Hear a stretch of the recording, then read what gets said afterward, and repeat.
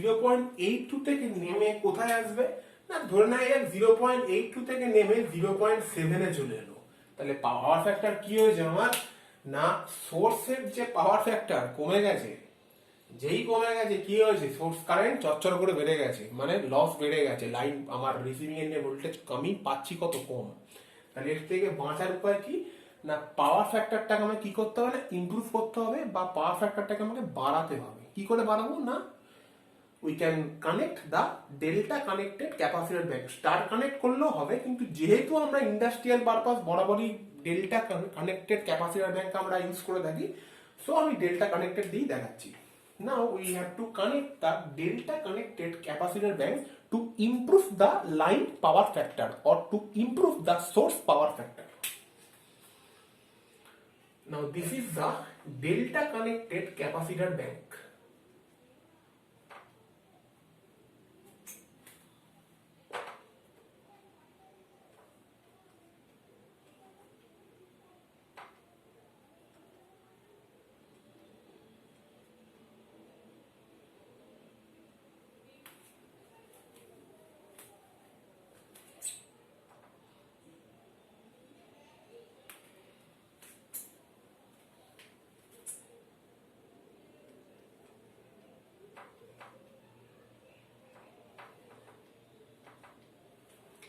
কি করলাম, সোর্সের সঙ্গে জুড়ে দিলাম।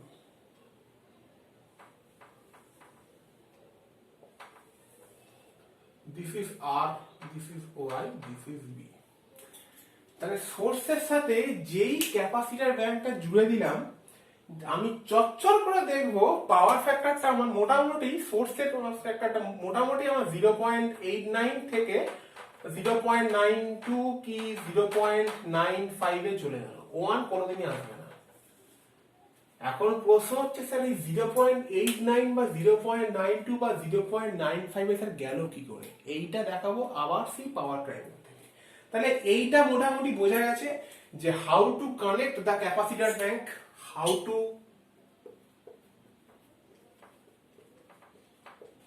connect the capacitor bank, how to connect the capacitor bank কি না, এইটা হচ্ছে ক্যাপাসিটর ব্যাংক।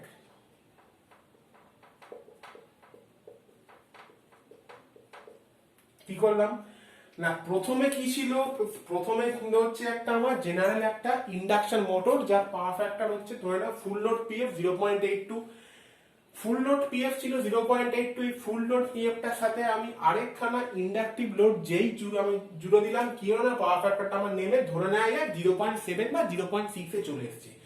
তাহলে কি হচ্ছে না, সোর্সের পাওয়ার ফ্যাক্টর নেমে গেছে। সোর্সের পাওয়ার ফ্যাক্টর যেই নেমে গেছে অমনি কি কি করতে হচ্ছে আমাকে না, আমি কি দেখছি যে ভাই সোর্সের আমার পাওয়ার ফ্যাক্টর নেমে গেছে, তবে এই সোর্সের পাওয়ার ফ্যাক্টরটাকে আমাকে তুলতে হবে, কত করতে হবে না, 0.99 করতে হবে। 0.99 কোনোদিন হয় না, কেননা 0.99 কেন হয় না, না আমরা কোনোদিনই আমরা যে ওয়্যার গুলো কানেক্ট করছি তারও কিছুটা আমাদের রিঅ্যাক্টিভ নেচার থাকে, এছাড়াও প্রচুর লস হয়। তো 0.99 কোনোদিন হয় না, 0.98, 0.92, 93, ম্যাক্সিমাম ক্ষেত্রে 98। তো কি করলাম না, আমি একটা ক্যাপাসিটর ব্যাংকে নিয়ে এলাম, ক্যাপাসিটর ব্যাংকটার আর ওয়াই বি কে সোর্সের আর ওয়াই বি এর সাথে কানেক্ট করলাম। যেই কানেক্ট করলাম তখনই দেখলাম যে পাওয়ার ফ্যাক্টরটা আমার ইমপ্রুভ করতে করতে করতে করতে করতে করতে আমি ক্যাপাসিটর ব্যাংকের ভ্যালু যেরকম দেবো সেরকম আমার পিএফটা সেরকম জায়গায় চলে যাবে। কিন্তু এটাও কিন্তু অলওয়েজ ল্যাগিং, এইটা কিন্তু অল টাইম মাথায় রাখতে হবে যে এইরকম করলাম না যে স্যার এই ক্ষেত্রে বলা ছিল প্রথম ক্ষেত্রে যখন আমার একটা ইন্ডাকশন মোটর লাগানো ছিল সেখানে বলা ছিল কি যে 0.82 ল্যাগিং, কেননা মোটর হচ্ছে একটা ইন্ডাকটিভ লোড। আমি যে আরেকটা ইন্ডাকটিভ লোডকে দিলাম কি করলো না, রিঅ্যাক্টিভ পাওয়ার ডিমান্ড বাড়িয়ে দিল, দেন আমার পাওয়ার ফ্যাক্টরটা নেমে চলে এলো কি না, ফার্স্ট ক্ষেত্রে ছিল 0.82 ল্যাগ, সেকেন্ড ক্ষেত্রে চলে এলো কত না, আমরা ধরে নেওয়া যাক 0.71 ল্যাগ। থার্ড ক্ষেত্রে যখন ক্যাপাসিটর ব্যাংক কানেক্ট করলাম তখন আমার পিএফটা চলে এলো কত না, 0.95 ল্যাগ। আমায় কিন্তু অল টাইম ল্যাগিংয়েই রাখতে হবে। আমি কখনোই বলতে পারি না 0.95 লিড। কেন বলতে পারি না দেখাবো। বললে কি হতো যদি পাওয়ার ফ্যাক্টর ল্যাগের থেকে লিডে চলে যায়, কি কি ক্ষতি হবে বলবো।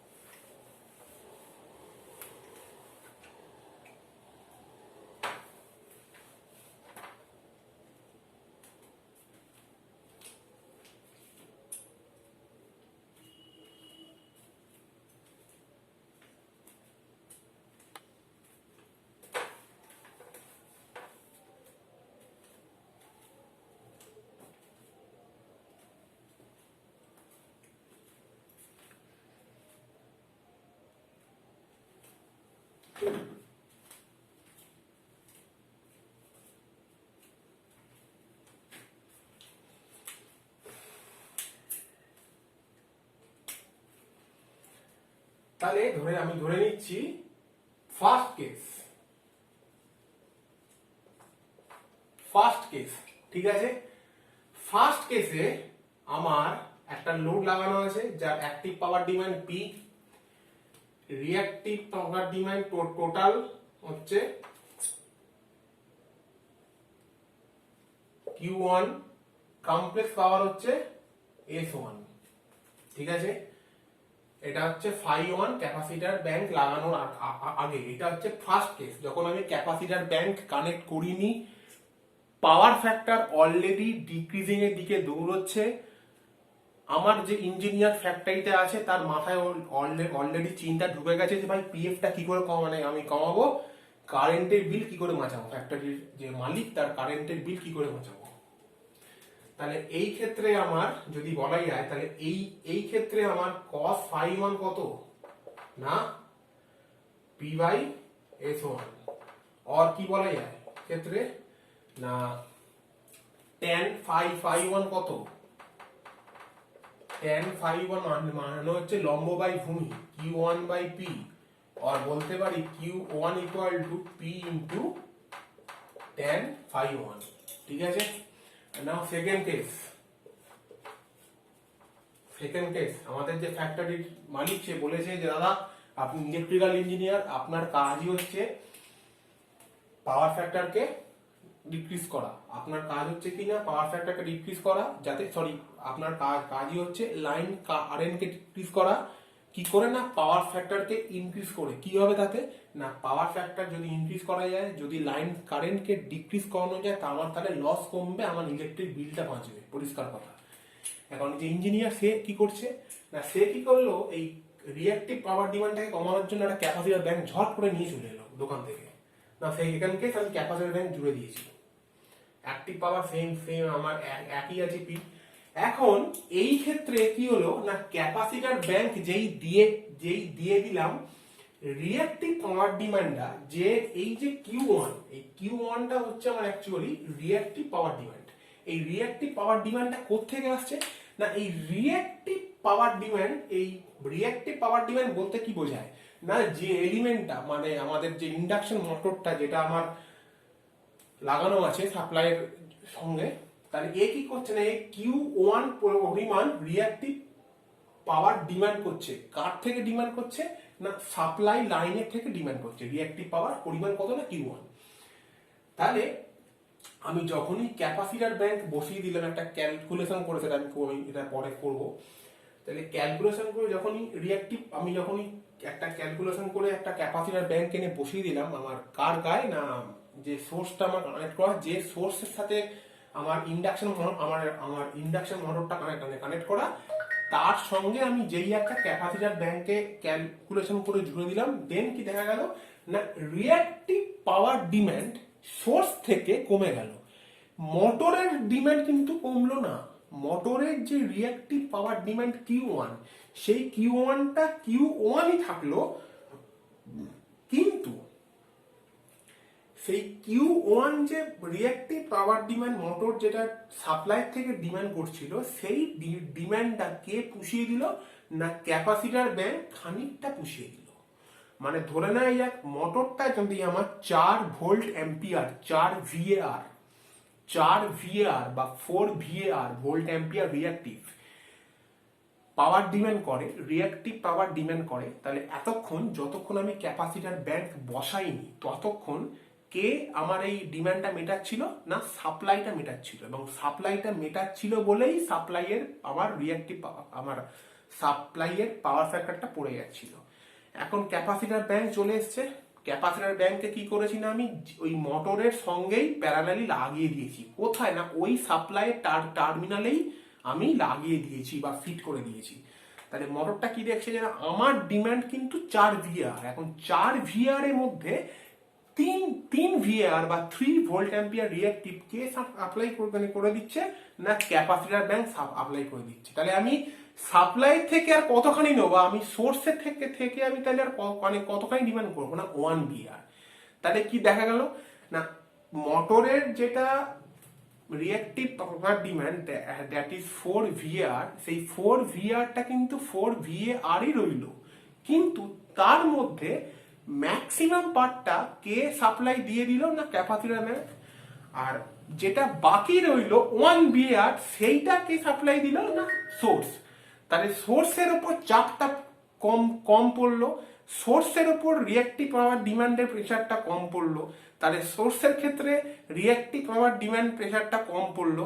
ওদের সোর্সের ক্ষেত্রে কি হলো না যেটা কমপ্লেক্স পাওয়ার এস সেইটা কমে গেল। যেই কমপ্লেক্স পাওয়ার এস কমে গেল, আমি কি জানি কি বলেছিলাম যে cos phi directly proportional to 1 by complex power. তাহলে কমপ্লেক্স পাওয়ার ডিমান্ড যেই কমে গেল দেন অ্যান্ড দেয়ার আমার cos phi বেড়ে গেল। cos phi যেই বেড়ে গেল কি হলো না আমার পাওয়ার ফ্যাক্টর অ্যাঙ্গেল কমে গেল। পাওয়ার ফ্যাক্টর অ্যাঙ্গেল যেই কমে গেল আমার কারেন্টটা আস্তে আস্তে আবার ওই 0.8 এ যেমন ছিল আমার সেই রকমই চলে গেল। ফলে আমার লাইন কারেন্ট কমে গেল। লাইন কারেন্ট যেই কমে গেল আমার লস কমে গেল। গল্প শেষ। সো এবারে দেখাবো যে তাহলে যে ব্যাপারটা বললাম সেটা আমি এবারে ম্যাথামেটিক্যালি একটা প্রতিষ্ঠা করার চেষ্টা করব। নাও সেকেন্ড ক্ষেত্রে with capacitor bank. With capacitor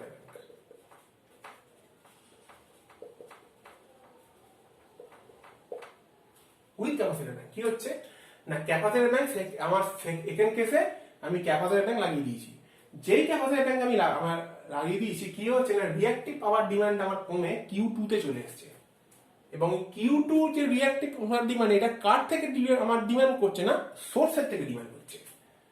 তাহলে এটা হচ্ছে Q2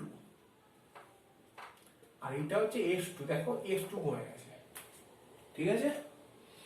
তাহলে এইটা হচ্ছে কত না পাওয়ার ফ্যাক্টর অ্যাঙ্গেল phi2 কমেছে মানে কি cos phi অটোমেটিক্যালি বাড়বে।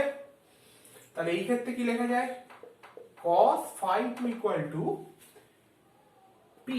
P কিন্তু ফিক্সড। আমি বারবার ধরে বলে রাখছি P কিন্তু ফিক্সড। অ্যাক্টিভ পাওয়ারকে কখনো চেঞ্জ করা যায় না। অ্যাক্টিভ পাওয়ারকে কোনো এলিমেন্ট কম্পেনসেট করতে পারবে না, কি ক্যাপাসিটর ব্যাংক কি ইন্ডাক্টর ব্যাংক। অ্যাক্টিভ পাওয়ার চিরকাল ফিক্সড। অ্যাক্টিভ পাওয়ারকে কোনো ক্যাপাসিটর ব্যাংক বা ইন্ডাক্টর ব্যাংক দ্বারা রিপ্লেসমেন্ট করা যায় না। অ্যাক্টিভ পাওয়ার হচ্ছে কোন পাওয়ারটা না যেটা হিটকে জেনারেট করে এবং দ্যাট ইজ দ্য রেজিস্ট্যান্স।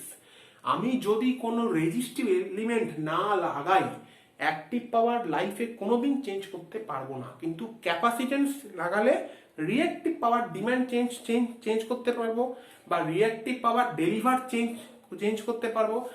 যদি ইন্ডাক্টর ব্যাংক লাগাই তাহলে রিঅ্যাক্টিভ পাওয়ার ডিমান্ডকে চেঞ্জ করতে পারবো। কিন্তু অ্যাক্টিভ পাওয়ার ডিমান্ড বা অ্যাক্টিভ পাওয়ার সাপ্লাই কখনো চেঞ্জ করা যায় না। Because active power is a fixed power, active power is a resistance power, active power is a constant power, active power is useful for heat generation বা heat dissipation.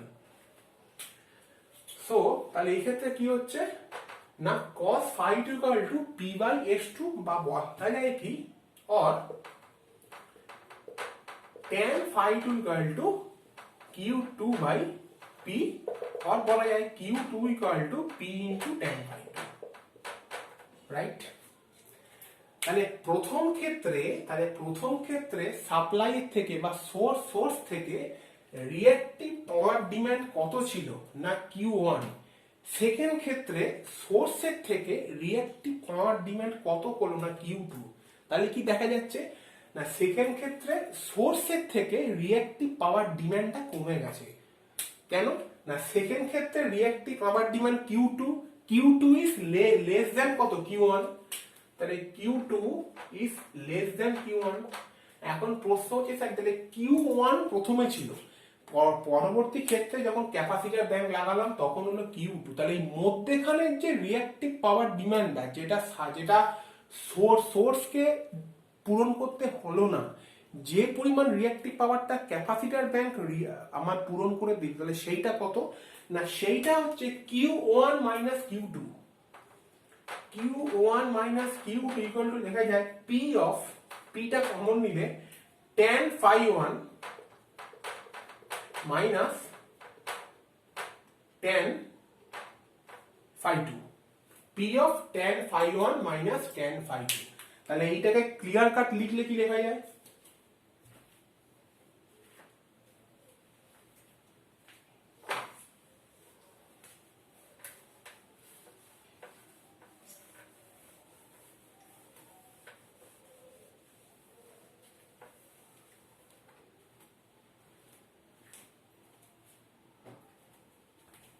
না প্রথমে কত ছিল আমার power factor angle phi 1। Second ক্ষেত্রে কত আমার করার দরকার আছে না phi 2। তাহলে ফার্স্টে কত ছিল আমার পাওয়ার ফ্যাক্টর cos phi 1। সেকেন্ডে কত হলো বা কত করতে দিয়েছে বা কত করতে হবে না cos phi 2। মানে এখানে অ্যাঙ্গেল হচ্ছে phi 1 আর তার দুটো ক্ষেত্রে phi 2, তার উপর কোসাইন ফাংশন অ্যাড করলে cos। তাহলে এই cos phi 1 থেকে cos phi 2 করার জন্য কতখানি ক্যাপাসিটর ব্যাংক লাগাবো, that is the main calculation. কতখানি ক্যাপাসিটর ব্যাংক লাগাবো, এই ক্যাপাসিটর ব্যাংক কতখানি লাগাবো আমরা তার মেজারমেন্ট কি দিয়ে করব না কতখানি রিঅ্যাক্টিভ পাওয়ারকে কম্পেনসেট করব। তাহলে রিঅ্যাক্টিভ পাওয়ার কম্পেনসেশন লিখে দিচ্ছি এখানে, রিঅ্যাক্টিভ পাওয়ার কম্পেনসেশন যার উপর বেস করে আমরা ক্যাপাসিটর ব্যাংক সিলেক্ট করব বা দোকান থেকে পারচেজ করব। Reactive power compensation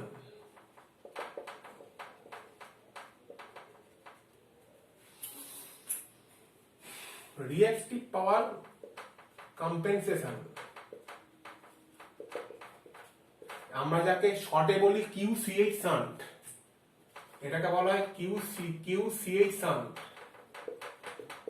equal to P of tan phi 1 minus tan phi 2।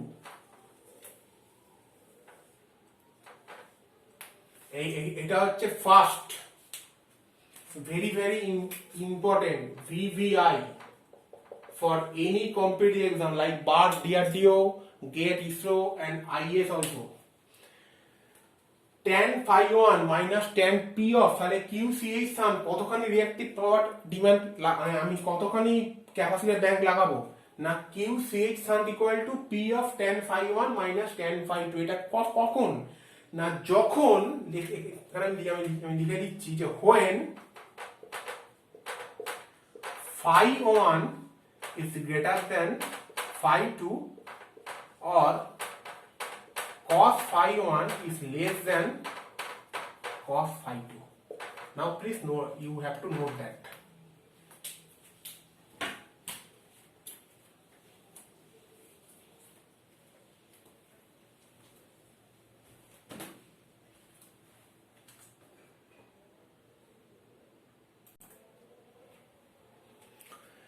Now this is the first case and second case কি বলছে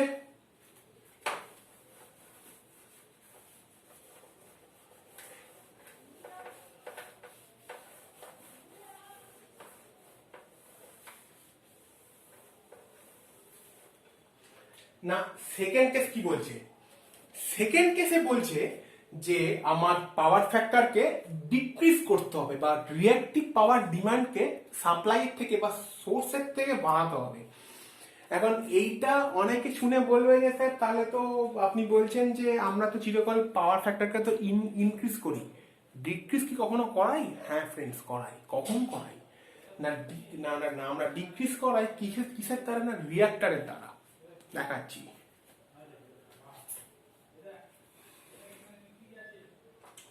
এটা লিখবো এবারে, how to decrease the power factor by reactive power demand, by reactive power demand।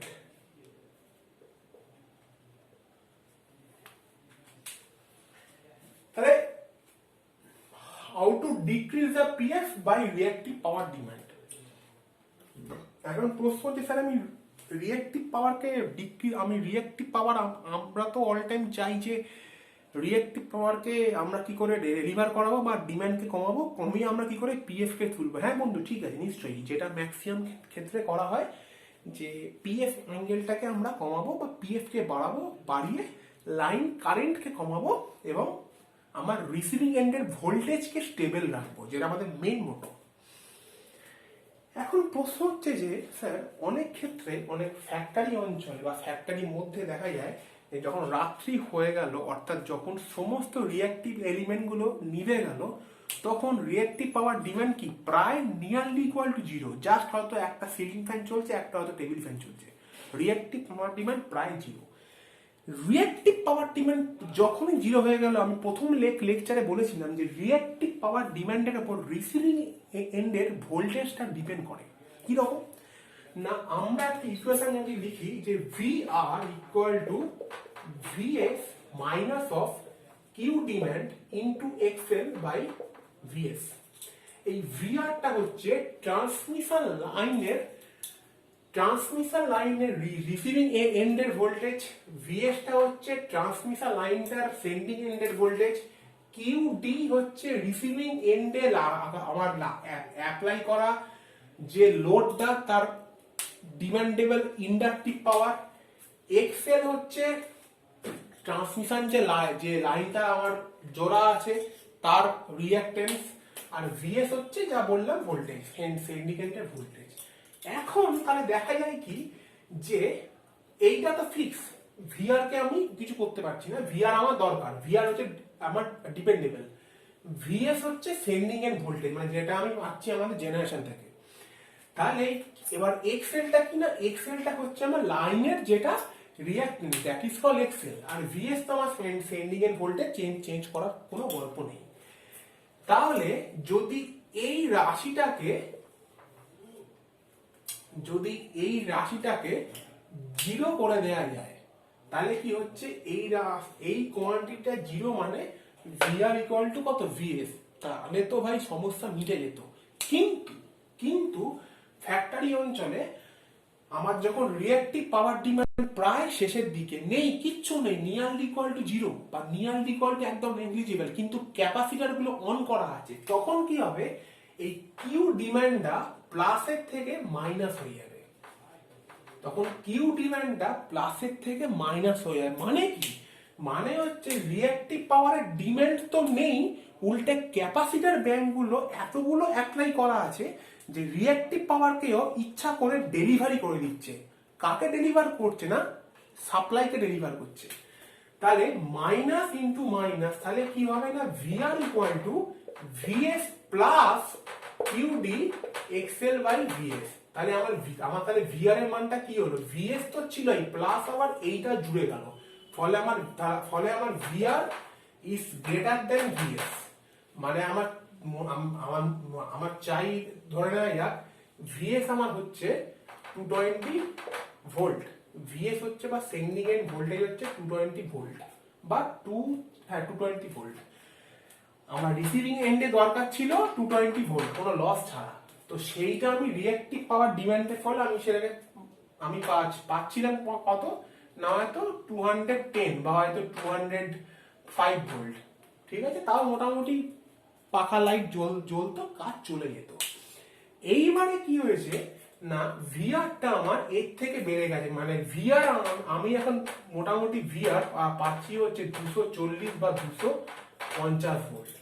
তাহলে যে আমার power system equipment like আমাদের light, পাখা ইত্যাদি ইত্যাদি, বা মোবাইল চার্জার, পাওয়ার কোনো কোনো ডিভাইস, ল্যাপটপ আমার ল্যাপটপ চার্জার বা ডেস্কটপ, যেগুলো 220 ভোল্টের জন্য ডিজাইন করা, সেখানে যদি আমি হট করে 250 ভোল্ট জুড়ে দিই, কি হবে না, সেগুলো ফ্র্যাকশন অফ সেকেন্ডে পুড়ে যাবে, মানে আমার ওয়েস্টেজ অফ মানি। তাহলে কি করবো স্যার? এবার তাহলে তো এইরকম তো করা যায় না যে আমার তাহলে ফ্যাক্টরি যখন বন্ধ তখন আমি মোটরগুলোকে রান করাচ্ছি, আমার তো তাহলে তো স্যার তো ওয়েস্টেজ অফ মানি, আমারও সেই একই ব্যাপার। তাহলে কি করব? আমার তাহলে দেখতে হবে যে এই যে কিউডি, এই কিউডি কে যদি বাড়ানো যায়, মানে রিঅ্যাক্টিভ পাওয়ার ডেলিভারি না করে যদি রিঅ্যাক্টিভ পাওয়ারকে ডিমান্ড করানো যায়, মানে কিউডি কে যদি আবার প্লাসে ফিরিয়ে নিয়ে যাওয়া যায়, মাইনাস থেকে প্লাসে ফেরানো যায়, তাহলে কি হবে না, মাইনাসে প্লাসে VS minus QD into XL by VS. তাহলে কি হবে না, আমার ভিএস এর থেকে এই কোয়ান্টিটিটা কমবে, এই কোয়ান্টিটিটা যেই কমে গেল আমার ভিআরটা মোটামুটি ওই 210 কি 200 আমার 214-15 কাছাকাছি চলে আসে, মানে ভিআরটা আমার হয়তো একটু কম পাবো, কিন্তু সেটা খুব একটা হার্মফুল হবে না। তো আমার তাহলে এখন দরকার কি, যে স্যার আমি তাহলে কি করে রিঅ্যাক্টিভ পাওয়ার ডিমান্ডকে বাড়াবো। রিঅ্যাক্টিভ পাওয়ার ডিমান্ডকে যেই বাড়াবো, অটোমেটিক্যালি আমার পাওয়ার ফ্যাক্টরটা কি হবে না, আবার ডিক্রিজ করবে, লাইন কারেন্টটাও বাধ্য হবে বাড়তে, কিন্তু কিছু করার নেই, কারণ আমাকে তো পাওয়ার সিস্টেম ইকুইপমেন্ট গুলো তো আমাকে তো বাঁচাতে হবে। সো এইবারে দেখাবো কি যে কি করে আমি স্যার পিএফটাকে ডিক্রিজ করাবো, রিঅ্যাক্টিভ ডিমান্ডকে বাড়াবো।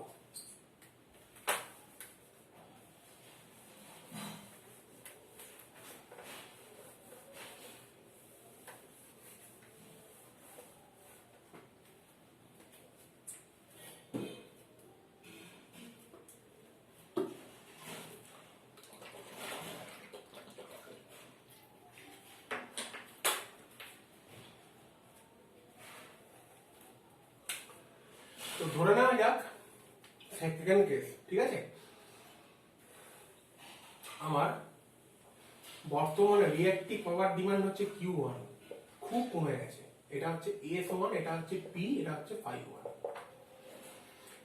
এই অবস্থায় কি হয়েছে না, ফার্স্ট কেস আমার যখন রিঅ্যাক্টিভ পাওয়ার ডিমান্ড খুব কমে গেছে এবং ক্যাপাসিটির ডিমান্ডটা বেড়ে গেছে, খুব কমে, মানে আমার পাওয়ার ফ্যাক্টর নিয়ারলি প্রায় লিডিং এ চলছে, আমার ভোল্টেজটা চট করে বেড়ে গেছে। তখন কি করব, আমি রিঅ্যাক্টরকে লাগাবো। ওকে, তাহলে আমাকে করতে হবে কি না, রিঅ্যাক্টিভ পাওয়ার ডিমান্ডটা বাড়াতে হবে। কি করে বাড়াবো না, আচ্ছা, রিঅ্যাক্টিভ পাওয়ার ডিমান্ড কমানোর জন্য আমরা ইউজ করি হচ্ছে ক্যাপাসিটর ব্যাংক। ওকে, আর রিঅ্যাক্টিভ পাওয়ার ডিমান্ড বাড়ানোর জন্য বা পাওয়ার ফ্যাক্টরকে ডিক্রিজ করানোর জন্য আমরা ইউজ করি রিঅ্যাক্টর ব্যাংক বা রিঅ্যাক্টর। রিঅ্যাক্টর মিন্স কি স্যার না, রিঅ্যাক্টর মিন্স কি স্যার না, রিঅ্যাক্টর মিন্স হচ্ছে আমার কিছু পরিমাণ ইন্ডাকটিভ কয়েল বা চোক কয়েল, রিঅ্যাক্টর ব্যাংক। রিঅ্যাক্টর আমরা ট্রান্সমিশন লাইনও কানেক্ট করি ভোল্টেজকে স্টেবল করার জন্য। যখন আমি ফেরান্টি এফেক্ট পড়াবো মিডিয়াম ট্রান্সমিশন লাইনের ক্ষেত্রে, যখন ফেরান্টি এফেক্ট পড়াবো তখন আমি সেখানে দেখাবো যে ফেরান্টি এফেক্টের ক্ষেত্রে কি হয় না, সেন্ডিং এন্ডের ভোল্টেজের থেকে রিসিভিং এন্ডের আমরা ভোল্টেজকে তখন দেখি বেড়ে গেছে। তো সেই রিসিভিং এন্ডের ভোল্টেজকে স্টেবল করানোর জন্য আমরা তখন রিঅ্যাক্টর ব্যাংকের সাহায্য নিই, বা আমরা তখন একটা সিঙ্গেল রিঅ্যাক্টরে আমরা তখন সাহায্য নিই। যেই রিঅ্যাক্টরটা আমরা জুড়ে দিলাম দেন আমার কি হয় না, রিঅ্যাক্টিভ পাওয়ার যেটা ডিমান্ড ওটা বেড়ে যায়, ফলে পাওয়ার ফ্যাক্টরটা কমে যায়, মানে পাওয়ার ফ্যাক্টর কমে যায় বা অ্যাঙ্গেলটা বেড়ে যায়, ফলে কি হয় না, আমার সেন্ডিং এন্ডের সাথে রিসিভিং এন্ডের যেটা ভোল্টেজ তার একটা স্টেবিলিটি চলে আসে। তো রিঅ্যাক্টর ব্যাংক মানে কি, রিঅ্যাক্টর ব্যাংক মানে হচ্ছে সাম অ্যারেঞ্জড, মানে কিছু সুবিন্যস্ত কিছু আমার ইন্ডাকটিভ কয়েল। যেরকম করে ক্যাপাসিটর ব্যাংক আমরা ফ্যাক্টরিতে ইনস্টল করি, আমি একটু আগে দেখালাম, ঠিক একইভাবে আমরা রিঅ্যাক্টর ব্যাংকও ইনস্টল করি ফ্যাক্টরিতে, একইভাবে আমরা রিঅ্যাক্টর ব্যাংকও ফ্যাক্টরিতে ইনস্টল করে থাকি, অতএব ওইটা দেখানো কোনো দরকার নেই। তাহলে সেকেন্ড ক্ষেত্রে আমাকে Phi2 করতে হয়, মানে কি না, পাওয়ার ফ্যাক্টর অ্যাঙ্গেলটা আমাকে বাড়াতে হবে। নাও এই ক্ষেত্রে কত না, এই ক্ষেত্রে Q1 কত, P of tan phi 1 same as previous. না P টা আমার ফিক্স আছে, আমার রিঅ্যাক্টিভ ডিমান্ড বেড়েছে Q2, এটা কত হয়েছে S2, তাহলে এই ক্ষেত্রে কি না Q2 ডিমান্ড বেড়ে গেছে, এইটা হচ্ছে কত phi 2, তাহলে এই ক্ষেত্রে কত Q2 equal to P of tan phi 2, তাহলে কতখানি আমার বেড়েছে, তাহলে এই ক্ষেত্রে আমার তাহলে কি দেখা যাচ্ছে না Q2 is greater than Q1, তাহলে তাহলে এখানে ছিল Q1, এখানে হচ্ছে Q2, তাহলে এক্সট্রা যে ডিমান্ডটা বাড়ালো রিঅ্যাক্টিভের, সেই এক্সট্রা ডিমান্ডটা কে ডিমান্ড করছে না রিঅ্যাক্টর ব্যাংকটা বা এই ইন্ডাকটিভ কয়েল গুলো ডিমান্ড করছে। তাহলে আর একটা কতখানি রিঅ্যাক্টর ব্যাংক আমি চুজ করব না, রিঅ্যাক্টর ব্যাংক কি করে স্যার চুজ করবো না, আমার রিঅ্যাক্টিভ পাওয়ারের ডিমান্ডের উপরে চুজ করবো। তা আমার তাহলে স্যার কতখানি রিঅ্যাক্টিভ পাওয়ারকে আমাকে ডিমান্ড করতে হবে না, reactive power demand equal to মানে কত করতে হবে স্যার না, এই প্রথম ক্ষেত্রে কি ছিল Q1 টা ছিল বড়, Q2 ছিল ছোট, সেকেন্ড ক্ষেত্রে Q2 হচ্ছে বড়, Q1 হচ্ছে ছোট, তাহলে Q2 মাইনাস Q1 মানে P of tan phi 2 minus tan phi 1 reactive power demand বা চুজ অফ রিঅ্যাক্টর ব্যাংক, যেখানে লিখে দেওয়া হলো phi 2 greater than phi 1 और লেখা যায় cos phi 2 less than cos phi 1। so note it down, মোটামুটি একটা পার্ট শেষ।